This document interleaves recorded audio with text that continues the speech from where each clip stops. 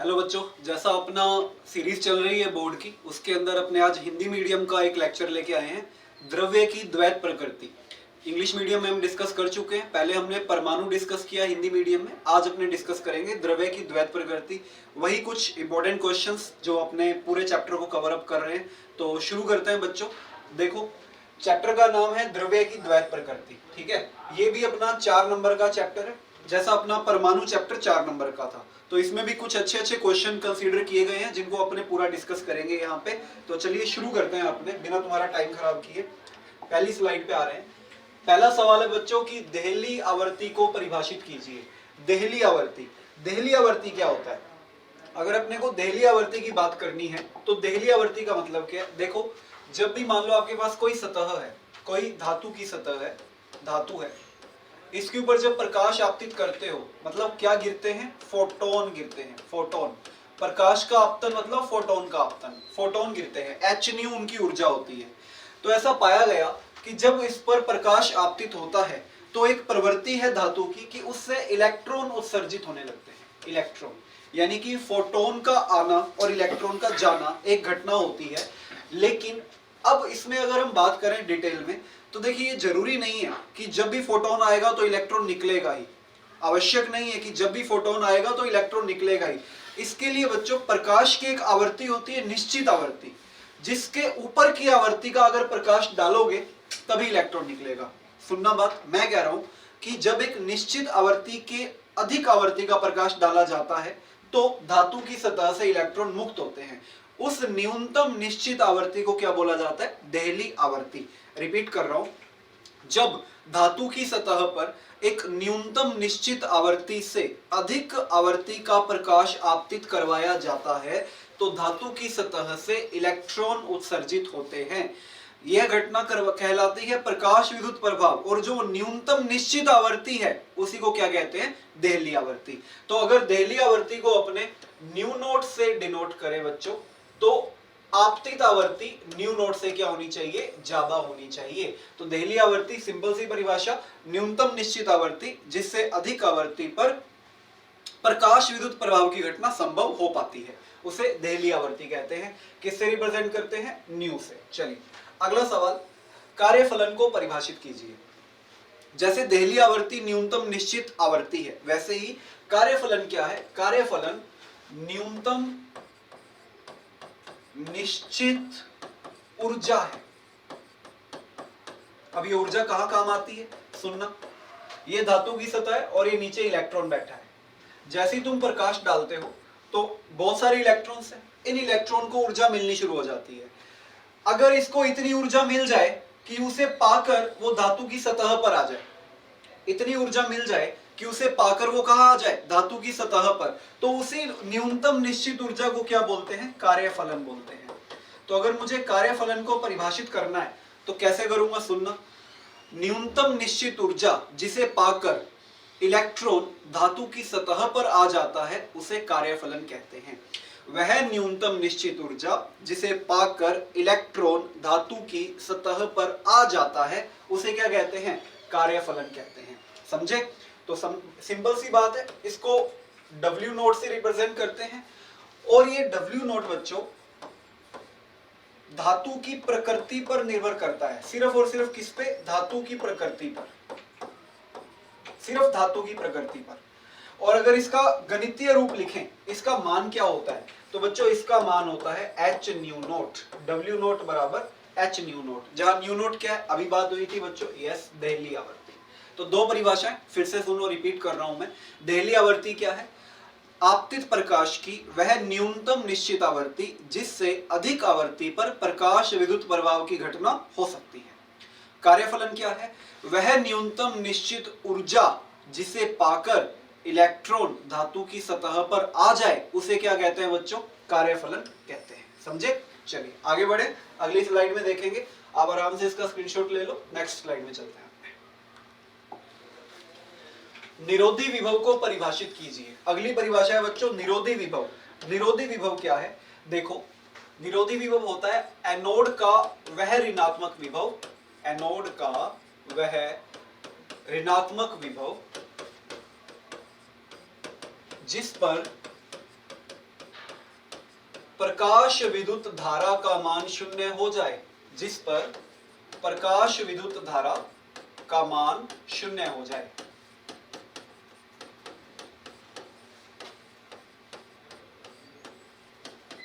ठीक है, उसे क्या कहते हैं? निरोधी विभव कहते हैं। मतलब वैसे तो देखो एनोड के पास पॉजिटिव विभव होता है, परंतु हॉलवाश और लेनार्ड के प्रयोग में एक कंडीशन ऐसी आती है जब एनोड के विभव को ऋणात्मक करके चेक किया जाता है, तो हम कहते हैं एनोड का वह नेगेटिव पोटेंशियल, एनोड का वह नेगेटिव विभव जिस पर प्रकाश विद्युत धारा का मान ही शून्य हो जाए, उसे क्या कहते हैं? निरोधी विभव। और ये बहुत इंपॉर्टेंट सवाल है, सबसे ज्यादा चांस रहेंगे इसके पेपर में आने के। बच्चों, निरोधी विभव को अपने वी नोट से रिप्रेजेंट करते हैं और ये गतिज ऊर्जा से कुछ ऐसे संबंधित होता है, के मैक्स बराबर ईवी नोट। ठीक है, गतिज ऊर्जा से कैसे रिलेटेड है? के मैक्स बराबर ईवी नोट। चलिए आगे बढ़ते हैं। किस धातु का कार्यफलन अधिकतम और किसका न्यूनतम होता है? अब फैक्ट आधारित सवाल है और फैक्ट आधारित सवाल हमें याद रखने पड़ते हैं, तो सुनिए। किस धातु का कार्यफलन अधिकतम होता है? बच्चों, प्लेटिनम धातु का कार्यफलन अधिकतम 5.65 ईवी और सीजियम धातु का कार्यफलन न्यूनतम 2.14 ईवी होता है। याद रहेगा बिल्कुल। प्लैटिनम का कार्यफलन अधिकतम 5.65 ईवी और सीजियम का न्यूनतम कितना? 2.14 ईवी। डन। चलो आगे बढ़े। देखो, उन प्रकाश सुग्राही पदार्थों का नाम लिखिए जो दृश्य प्रकाश के लिए सुग्राही हैं। दृश्य प्रकाश मतलब ऐसे पदार्थ जिन पे सिर्फ आप लाइट डालोगे ना, विजिबल लाइट डालोगे, दृश्य प्रकाश, और वो प्रकाश विद्युत प्रभाव दर्शा देंगे। तो कुछ ऐसे पदार्थ हमारे पास हैं। कौन कौन से बच्चों? Lithium, sodium, potassium, rubidium, caesium. बच्चों, ये जो पदार्थ है इनके लिए आपको कोई स्पेशल कंडीशन करने की जरूरत नहीं है। इनके ऊपर सिर्फ और सिर्फ कौन सा प्रकाश आपतित करवाओ? दृश्य प्रकाश। और ये क्या दे देंगे तुम्हें? प्रकाश विद्युत प्रभाव की घटना दे देंगे। उन प्रकाश सुग्राही पदार्थों का नाम लिखिए जो पराबैंगनी प्रकाश के लिए। देखिए, कुछ पदार्थ ऐसे होते हैं जो पराबैंगनी के लिए प्रकाश विद्युत प्रभाव दर्शाते हैं, दृश्य के लिए नहीं दर्शा पाते। कौन कौन से? याद रखना पड़ेगा।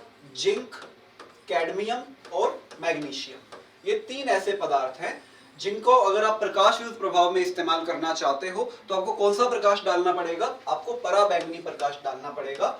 जिंक, कैडमियम और मैग्नीशियम। डन। तो सिंपल सा आउटपुट, तथ्य आधारित सवाल है, याद होने चाहिए, डायरेक्ट उत्तर आ जाएगा। चलिए आगे बढ़े। देखो आराम से इसको, नेक्स्ट स्लाइड में चल रहे हैं। विद्युत धारा व प्रकाश की तीव्रता के मध्य आलेख प्राप्त कीजिए। तो बच्चों सुनो, जो विद्युत धारा है और प्रकाश की तीव्रता है उसके मध्य आलेख प्राप्त करना है। तो इस एक्सिस पे अपने तीव्रता लिख देते हैं और इस एक्सिस पे बच्चों धारा लिख देते हैं। जो तीव्रता होती है, तीव्रता बच्चों वो धारा के समानुपाती होती है। तो यानी कि प्रकाश की तीव्रता जैसे जैसे बढ़ेगी वैसे वैसे फोटोनों की संख्या बढ़ेगी और वैसे वैसे धारा बढ़ेगी। ठीक है, इसका मतलब अगर हम ये ग्राफ बनाएं तो इन दोनों के मध्य जो अपने को ग्राफ मिलेगा, कैसा मिलेगा? सरल रेखा। बिल्कुल एक सरल रेखा का ग्राफ मिलेगा। किस किस के बीच में? तीव्रता और धारा के बीच में। तो तीव्रता समानुपाती धारा। ठीक है, आगे बढ़ेंगे। नेक्स्ट सवाल है आपका, प्रकाश विद्युत प्रभाव की स्थिति में नियत आवर्ती और परिवर्तनशील तीव्रता। सवाल में जो फोकस करने वाली बात है क्या है? वो ये है कि नियत आवर्ती और परिवर्तनशील तीव्रता, यानी आवर्ती बदल रही है और तीव्रता क्या है? आवर्ती नियत है और तीव्रता क्या है? बदल रही है। तो कैसा ग्राफ बनता है? देखो, अगर मैं इसके लिए ग्राफ बनाऊं तो बच्चों इस अक्ष पे मुझे I चाहिए, इस अक्ष पे मुझे V चाहिए। ठीक है, थोड़ा पीछे की तरफ करें। यहाँ पे एक बिंदु लूंगा मैं जिसको अपन -V0 यानी निरोधी विभव बोलते हैं, अभी हमने परिभाषित किया था। तो धारा के साथ साथ तीव्रता का हमें पता है कि बढ़नी चाहिए, हमें बनाना है। तो ये जो ग्राफ है बच्चों, ये नॉन ओमिक,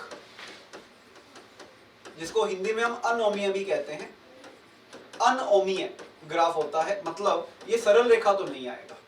क्या आएगा? प्रैक्टिकली ऑब्टेन्ड ग्राफ है बच्चों। इसकी जो ज्यामिति होती है वो कुछ इस तरह से होती है, ऐसे। मान लो ये तीव्रता I1 है। अब तुमने एक तीव्रता का परिवर्तन किया, तुमने एक ऐसी तीव्रता ली जिसका मान I1 से ज्यादा है, इसी अक्ष पे ग्राफ तो वो थोड़ा ऊपर चला जाएगा। तुमने एक ऐसी तीव्रता ली जिसका मान I1 से कम है, I0, तो उसका ग्राफ थोड़ा क्या आ जाएगा? नीचे। तो इस तरह से अपने ग्राफ प्लॉट कर पाते हैं। किस किस के बीच में? धारा, ग्राफ है किस किस के बीच में? धारा और विभव के बीच में। कंडीशन क्या है? आवर्ती नियत तीव्रता बदल जाएगी, परिवर्तनशील तीव्रता नियत आवर्ती। बहुत इंपॉर्टेंट ग्राफ है, अच्छी तरह समझ लो इसको, सिंपल सा ग्राफ है, ध्यान रखना इसका मुंह आगे की तरफ खुल जाता है, याद रखने का तरीका, इस ग्राफ का मुंह आगे की तरफ खुल जाएगा। ये मैं क्यों बता रहा हूं तुम्हें अगले सवाल में समझ आ जाएगा। चले अगले सवाल की तरफ देखिए। नेक्स्ट क्वेश्चन देखो अपने पास क्या है। नेक्स्ट क्वेश्चन है प्रकाश विद्युत प्रभाव की स्थिति में तीव्रता, अब देखो बिल्कुल बदल गया, पिछला सवाल देखो फिर से क्या था, नियत आवर्ती परिवर्तनशील तीव्रता, अब क्या है नियत तीव्रता परिवर्तनशील आवर्ती। ये अब ये तो नियत तीव्रता परिवर्तनशील आवर्ती के लिए अगर अपने को ग्राफ बनाना है बच्चों तो कैसा बनेगा, तो देखो ध्यान से, ग्राफ फिर से देखो किस किस के बीच होगा, होगा तो ये अभी भी आई और वी के बीच में ही, क्योंकि धारा और वोल्टता है। इधर फिर से वही बिंदु माइनस वी नॉट, लेकिन इस बार आपको ये तीन बिंदु कंसीडर करने पड़ेंगे ग्राफ को अच्छी तरह समझने के लिए। ये दूसरा बिंदु और ये तीसरा बिंदु, तीन बिंदु। अब यहाँ पे ग्राफ की शेप ऑलमोस्ट वैसी ही होती है, क्योंकि प्रैक्टिकली ऑब्टेन्ड ग्राफ है, नॉन ओमिक ग्राफ है, ओम के नियम की पालना नहीं करता है, तो ये ग्राफ ऐसा बन जाता है इस तरह से। अब इसके ऊपर दूसरा ग्राफ बिल्कुल ऐसे, और आगे जाके इसको मिला देना है, तीसरा ग्राफ बिल्कुल ऐसे, ये भी आगे जाके मिला देना है। यहां से ये जो स्थिति है बच्चों, इसको क्या बोलते हैं, संतृप्त धारा बोलते हैं इसको। तो ये ग्राफ मिल गया। अब कंफ्यूज नहीं होना, आवर्ती का ग्राफ बंद हो जाता है और तीव्रता का ग्राफ खुल जाता है, ध्यान रखना, तीव्रता बदलेगी ग्राफ खुल जाएगा, आवर्ती बदलेगी, आवर्ती देखो बदली, आवर्ती बदली तो ग्राफ क्या हो जाएगा बच्चों, बंद हो जाएगा। सिंपल सा कंसेप्ट है, इंपॉर्टेंट सवाल है, एग्जाम में पूछा जाता है। बिंदु आपके सामने है minus V naught 1, minus V naught 2, minus V naught 3, ये तीनों अलग अलग निरोधी विभव के बिंदु हैं, अलग अलग आवर्तियों के बिंदु हैं, ठीक है। चलिए आगे बढ़े।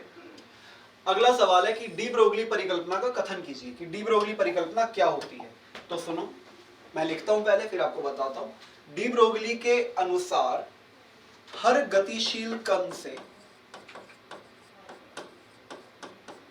तरंग संबंधित होती है। अगर कोई कण भाग रहा है, दौड़ रहा है, तो उससे तरंग संबंधित होती है। उसमें से क्या निकलती है, हमेशा एक तरंग निकलती है। हर गतिशील कण से एक तरंग संबंधित होती है, उसे अपन क्या बोलते हैं, डी ब्रोगली परिकल्पना। जैसे इलेक्ट्रॉन भाग रहा है, प्रोटॉन भाग रहा है, ठीक है, ड्यूट्रॉन भाग रहा है, अल्फा पार्टिकल यानी हीलियम भाग रहा है, 2He4 जिसको बोलते हैं, तो ये तरंग बनाएंगे।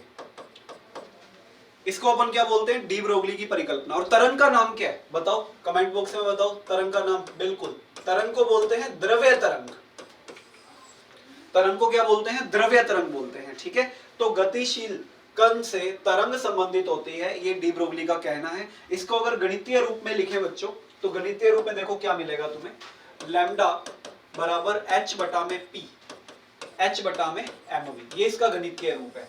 इसमें जो ये लैम्डा देख रहे हो ना, ये तरंग प्रकृति को बताता है, और p यानी संवेग, ये किसको बताता है, हाँ कण प्रकृति को बताता है, ये बताता है कण प्रकृति को। तो तरंग प्रकृति और कण प्रकृति बताने के लिए क्या यूज आ गया, लैम्डा, लैम्डा बराबर h बटा में p, समझे। तो बेसिक सी बात, गतिशील कण से तरंग संबंधित होती है, इसी को अपन क्या बोलते हैं, डी ब्रोगली परिकल्पना। डन, आगे बढ़ते हैं। देखो नेक्स्ट सवाल आपका आता है, डी ब्रोगली से ही संबंधित सवाल एक और आया है आपके सामने। क्या आया है देखो, डी ब्रोगली तरंग दैर्ध्य व संवेग में आलेख प्राप्त कीजिए। आलेख चाहिए आपको, तो फिर से एक ग्राफ चाहिए। ये नीट का भी सवाल है, नीट में भी पूछा गया था, ये पुराना सवाल नीट का, इवन जेईई मेंस के अंदर भी पूछा गया था, दोनों एग्जाम के अंदर। इधर लैम्डा कंसीडर कर लो, इधर पी कंसीडर कर लो, लैम्डा और पी। तो लैम्डा और पी के बीच में जो ग्राफ आता है कैसा आता है बच्चों, देखो अभी हमने पढ़ा कि लैम्डा बराबर h बटा में पी, लैम्डा समानुपाती पी, 1 बटा पी, ठीक है। तो लैम्डा और पी में ग्राफ कैसा आएगा बच्चों, ऐसा ग्राफ आएगा, लैम्डा व्युत्क्रमानुपाती पी। अच्छा, अगर यही मुझे कहते कि लैम्डा और 1 बटा पी में ग्राफ बता दो कितना आएगा, कैसा आएगा बताओ, लैम्डा और 1 बटा पी में, बिल्कुल सही, सरल रेखा, क्योंकि लैम्डा जो है वो 1 बटा पी के क्या है, समानुपाती। तो ग्राफ कैसा आ जाएगा, सरल रेखा। डन, चलिए नेक्स्ट क्वेश्चन देखेंगे। अगला सवाल है कि डी ब्रोगली तरंग दैर्ध्य में गतिज ऊर्जा में संबंध लिखिए। डी ब्रोगली तरंग दैर्ध्य लैम्डा, अभी हमने बात करी थी, क्या था, लैम्डा बराबर h बटा में p।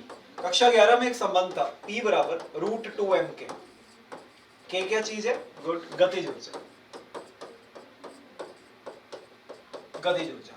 तो संबंध लिख दो h बटा में √2m के।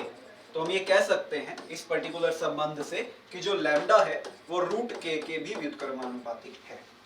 तो फिर से मुझे अगर इसमें ग्राफ पूछ लिया जाए, इस साल का नीट का एक क्वेश्चन आपसे डिस्कस करते हैं। उन्होंने बोला कि लैम्डा और 1/√k में ग्राफ बना दो। तो वही बात देखो, अभी बात करी ना हमने, लैम्डा और 1/p में कैसा आया था? सरल रेखा। तो लैम्डा और 1/√k में कैसा आएगा? सरल रेखा। नीट 24 इस साल का नीट का सवाल। बोर्ड के टॉपिक से नीट के क्वेश्चन निकल रहे हैं, कुछ अलग तो है ही नहीं। तो लैम्डा और 1/√k, ठीक है। और अगर हमसे लैम्डा और √k का ग्राफ पूछेंगे,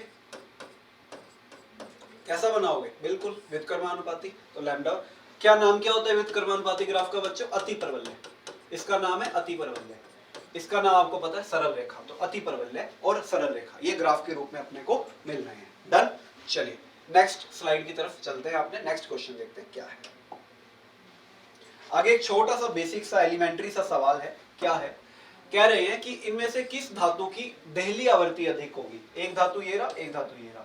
तो अगर अपने इसका इंडिविजुअल ग्राफ बनाए बच्चों, कैसा दिखाई देगा? कुछ ऐसा। धातु P के लिए मान लो ये बन गया। धातु Q के लिए थोड़ा मुझे आगे बढ़ना पड़ा, यानी कि मेरा जो ग्राफ है वो कुछ ऐसे बन गया धातु Q के लिए, ठीक है। ग्राफ किसके बीच में? गतिज ऊर्जा, अधिकतम गतिज ऊर्जा और आवृत्ति के बीच में, सेम। अब ये जो बिंदु होता है ना, ये जो बिंदु आप देख रहे हो, कौन सा? ये वाला। ये जो बिंदु है ये वाला, ये बिंदु किसका है बच्चों? ये बिंदु है देहली आवृत्ति का। किसका? देहली आवृत्ति का, यानी न्यू नोट। ये भी न्यू नोट है और ये भी क्या है? New note. अब मुझे एक बात बताओ, यहां से जब तुम यहां जा रहे हो, मतलब तुम यहां जा रहे हो और यहां से यहां जा रहे हो, ज्यादा तुम्हें किस में चलना पड़ रहा है? इसमें या इसमें? गुड, क्यू में। क्यू में मुझे ज्यादा चलना पड़ रहा है, पी में कम चलना पड़ रहा है। क्यू में अगर ज्यादा चलना पड़ रहा है, इसका मतलब क्यू की जो देहली आवृत्ति है वो पी से क्या हो गई है? ज्यादा हो गई है। क्योंकि मुझे क्यू के लिए ज्यादा चलना पड़ा, तो मुझे क्यू लेट मिला, पी जल्दी मिला। इसका मतलब न्यू क्यू जो है वो न्यू पी से क्या है बच्चों? ज्यादा है। अगर देहली तरंग दैर्ध्य पूछते तो उल्टा हो जाता, क्योंकि आवृत्ति और तरंग दैर्ध्य आपस में क्या होते हैं? उल्टे होते हैं, रिवर्स होते हैं, व्युत्क्रम होते हैं। क्योंकि न्यू बराबर बच्चों क्या होता है? बिल्कुल याद होगा आपको, सी बटा में लैम्डा। ये आ जाएगा। लैम्डा क्यू का मान लैम्डा पी से कम, न्यू क्यू का मान न्यू पी से ज्यादा। तो इसकी देहली आवृत्ति ज्यादा हो गई, इसकी हो गई कम। और देहली आवृत्ति बच्चों सिर्फ किस बात पे डिपेंड करती है? धातु की प्रकृति पे। जैसे कार्यफलन धातु की प्रकृति पर निर्भर करता है ना, वैसे ही देहली आवृत्ति भी धातु की प्रकृति पर ही निर्भर करेगी, ठीक है। चलिए अगला सवाल देखते हैं। अपने आराम से देख लो, इजी सा सवाल है, बोर्ड में आया हुआ है, कई बार ये वाला पूछ सकते हैं। नेक्स्ट क्वेश्चन देखो क्या है। लेनार्ड के प्रकाश विद्युत प्रभाव के नियम लिखिए। तो लेनार्ड के नियम देखो, अभी तक हमने जितना पढ़ा ना उसी में से ही कुछ नियम निकल के आ जाएंगे, वही लेनार्ड के नियम है। क्या क्या? देखिए, पहला नियम जो हमने देहली आवृत्ति की परिभाषा पढ़ी, ठीक है। पहला नियम, इसको मैं आपको अगली स्लाइड में एक्सप्लेन करता हूँ, चारों के चारों नियम। तो प्रश्न संख्या 14 का जो उत्तर है वो यहाँ आपने एक्सप्लेन करेंगे। देखो, लेनार्ड का जो पहला नियम है बच्चों वो क्या है कि जो आवृत्ति है वो न्यू नॉट से ज्यादा होनी चाहिए। यानी आपतित प्रकाश की जो आवृत्ति है, आपतित प्रकाश की आवृत्ति देहली आवृत्ति से ज्यादा होनी चाहिए। ये पहला नियम है। और देहली आवृत्ति क्या होती है? हमारे आज की स्लाइड का पहला ही क्वेश्चन था, लेक्चर का पहला ही क्वेश्चन था, वहां से आप देख सकते हो। आपतित प्रकाश की आवृत्ति देहली आवृत्ति से क्या होनी चाहिए? ज्यादा। दूसरा सवाल बच्चों, दूसरा पॉइंट, दूसरा बिंदु लेनार्ड के नियम का। लेनार्ड कहता है जो प्रकाश की तीव्रता है, ये भी हमने आज ही डिस्कस किया है, जो प्रकाश की तीव्रता है वो प्रकाश विद्युत धारा के क्या होती है? समानुपाती होती है। प्रकाश की तीव्रता प्रकाश विद्युत धारा के समानुपाती होती है। ये दूसरा नियम आता है, ठीक है। तीसरा नियम ये है कि जो गतिज ऊर्जा है या बच्चों जो निरोधी विभव है वो तीव्रता पर निर्भर नहीं करता। यानी तीव्रता की घात 0 पर निर्भर करता है। तीव्रता की घात 0 मतलब तीव्रता पर निर्भर नहीं करता। किस पे निर्भर करता है? किस पे करता है बताओगे? हाँ गुड, आवृत्ति पर करता है। बहुत अच्छे, आवृत्ति पर निर्भर करता है, तीव्रता पे निर्भर नहीं करता। बस जो चौथा नियम, लेनार्ड का जो चौथा नियम है वो ये है कि फोटोन का आपतन व इलेक्ट्रॉन का उत्सर्जन तात्क्षणिक प्रक्रिया है। मतलब बहुत कम समय लगता है। कितना? 10⁻⁹ सेकंड से भी कम। मतलब फोटोन आया और इलेक्ट्रॉन निकल गया। तो ये बहुत ही एक छोटा सा समय अंतराल लगता है। ये तात्क्षणिक प्रक्रिया है, कोई समय पश्चता नहीं होती। ऐसा नहीं है कि फोटोन आया, आराम से बैठा, फिर इलेक्ट्रॉन को बोला तू जा, ऐसा नहीं। क्या?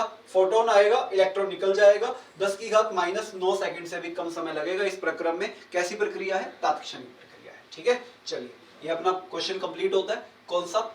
कि लेनार्ड के नियम क्या है। चलो आगे बढ़ते हैं अपने।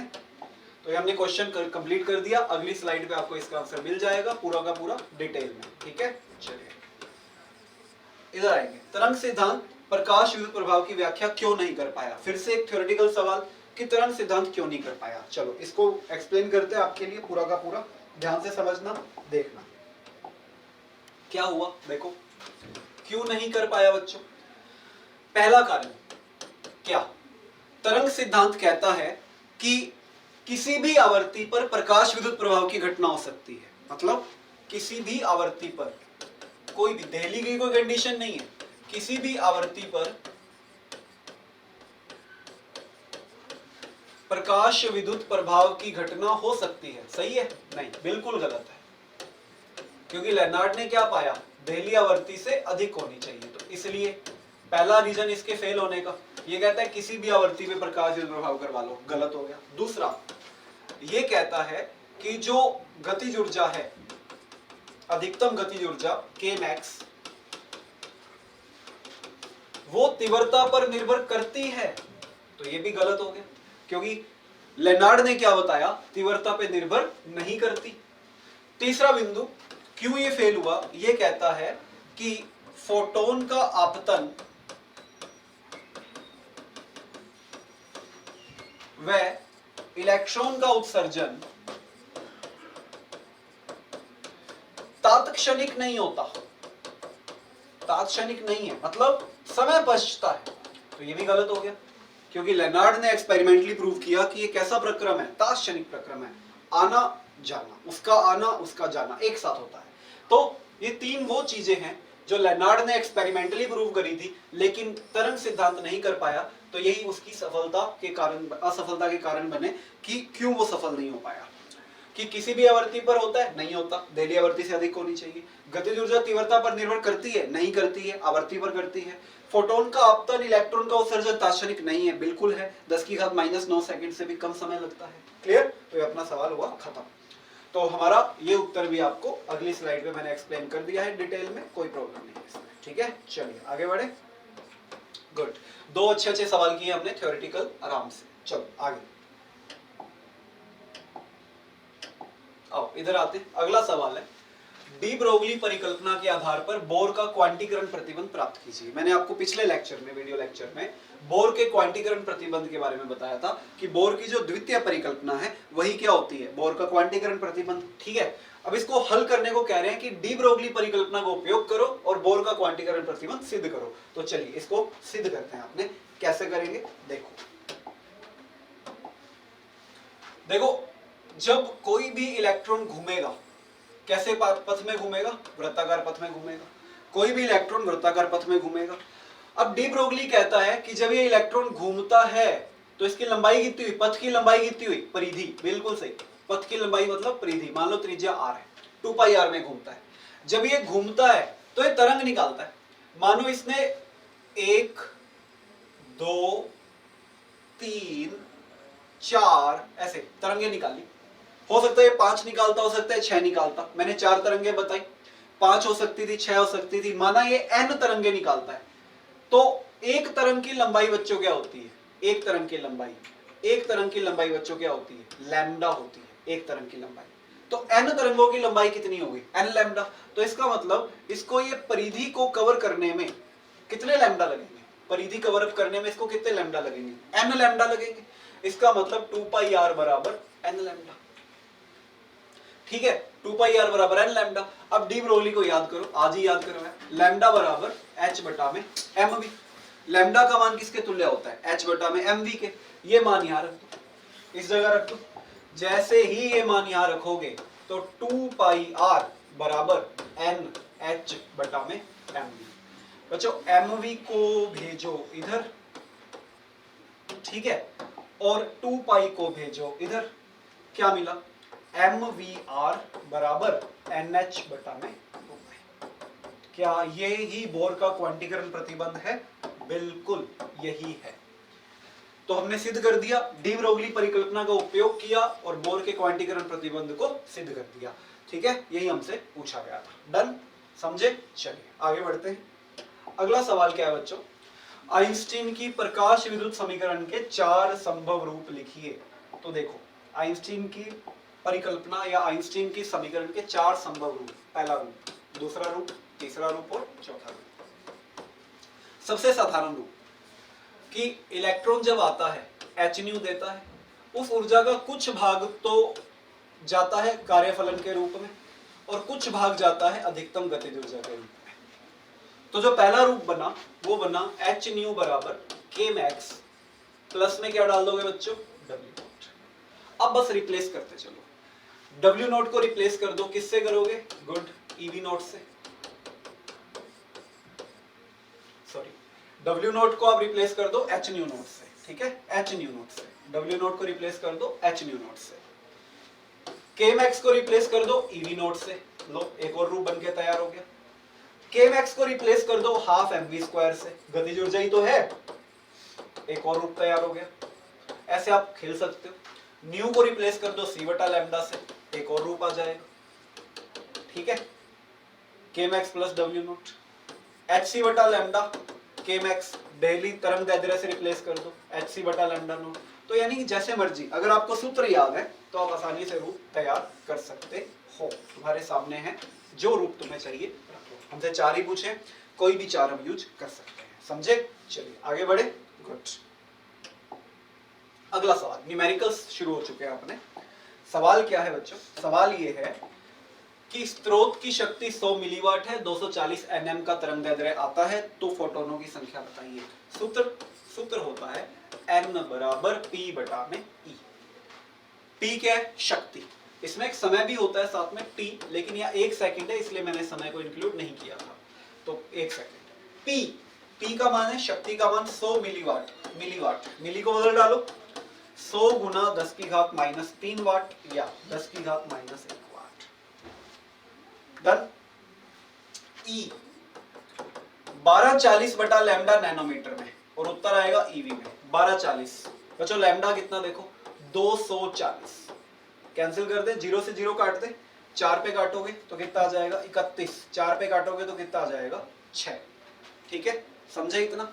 तो 31 बटा में 6 ईवी। ये मेरे पास ईवी में आया, जूल में बदल दूं? बिल्कुल बदल दो। 1.6 10 की घात माइनस 19 जूल। क्यों? क्योंकि एक ईवी में 1.6 10 की घात माइनस 19 जूल होते हैं। एक ईवी में 1.6 10 की घात माइनस 19 जूल होते हैं। डन। चलिए, अब P आ गया, E आ गया, तो उत्तर भी आ ही जाएगा। देखो, N बराबर P बटा में E। P देखो कितना था हमारे पास? P था हमारे पास 10 की घात माइनस 1 वाट। 10 की घात माइनस 1 बटा में 31 बटा 6, 1.6 10 की घात माइनस 19। 6 को भेजो ऊपर। ठीक है, इसका भी पॉइंट हटा के 10 ऊपर लगा दो। 31 16, 19 को ऊपर भेजोगे माइनस को प्लस हो जाएगा। तो बच्चों ये गया, क्या बच गया? 6 गुना 10 की घात 19 बटा 31 गुना में 16। तो मुझे इसका आंसर 10 की घात 16 नहीं है, 16 है ओनली, सॉरी।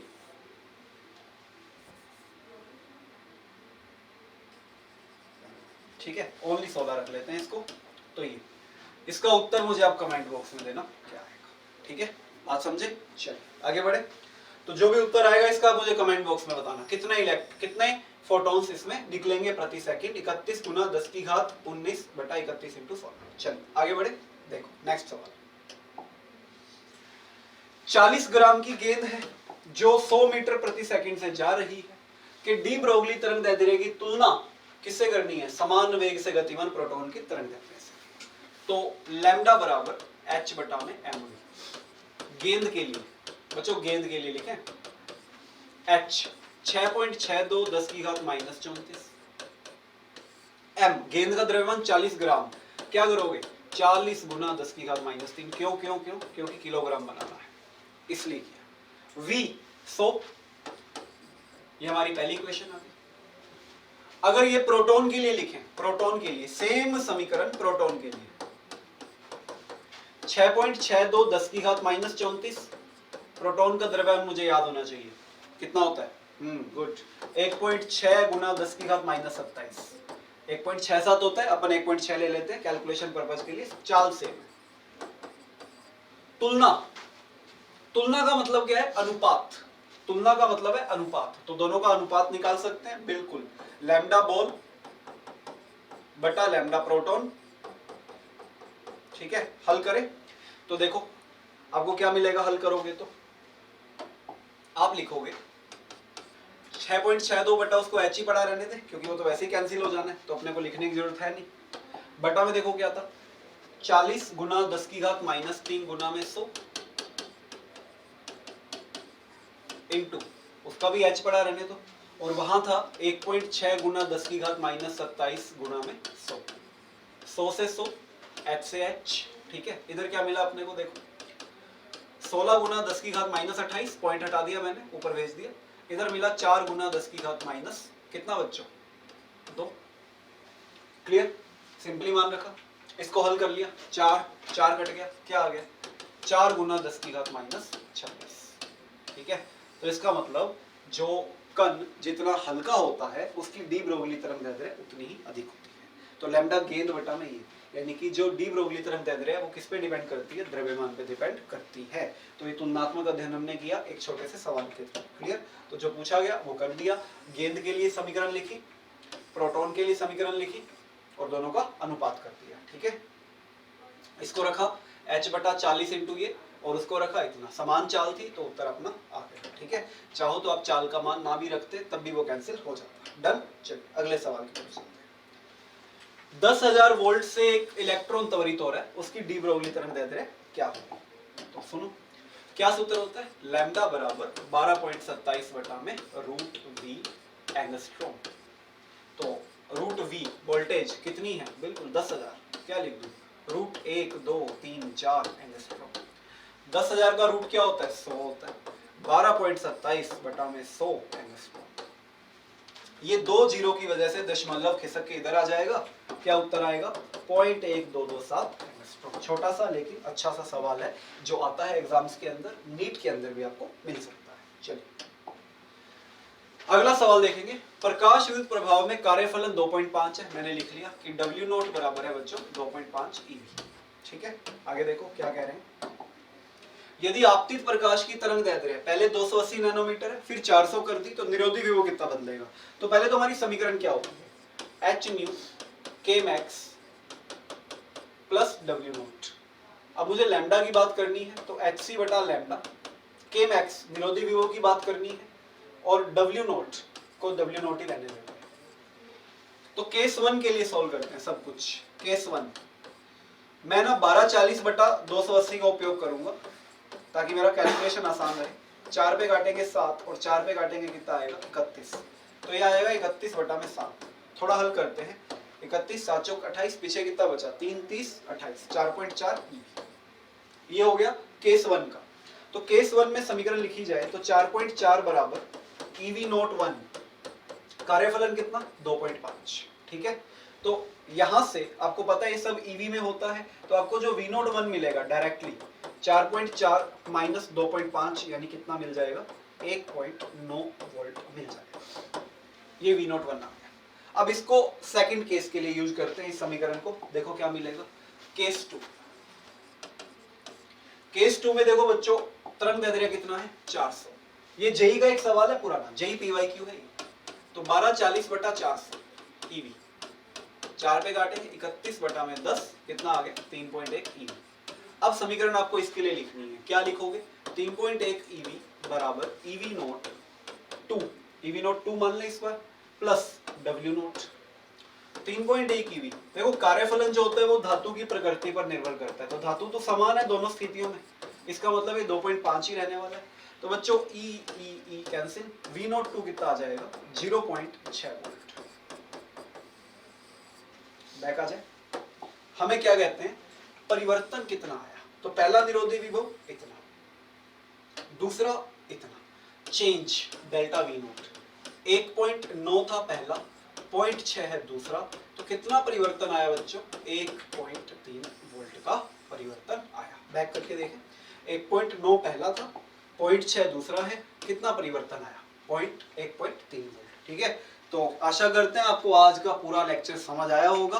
प्रकाश विद्युत प्रभाव को मैंने पूरा कवर कर दिया है इसके अंदर, तो आप आराम से वीडियो को लाइक कीजिए, शेयर कीजिए, सब्सक्राइब कीजिए चैनल को, और जितना हो सके आप इसको आगे से आगे बढ़ाइए। ठीक है, तो अगला चैप्टर बहुत ही जल्दी आपके पास लेके आएंगे, तो मिलते हैं अपने अगली वीडियो में। तब तक आप आराम से हमारी जितने भी वीडियोज आ रही है चैनल पे अपने अपनी आवश्यकता के हिसाब से उनको देखिए और अपने फिजिक्स को, केमिस्ट्री को, बायोलॉजी को रिवाइज कीजिए। तो अब आपसे मिलते हैं हम अगली वीडियो के अंदर, तब तक आप अपना ध्यान रखिए और अपनी पढ़ाई करते रहिए। ठीक है, बाय।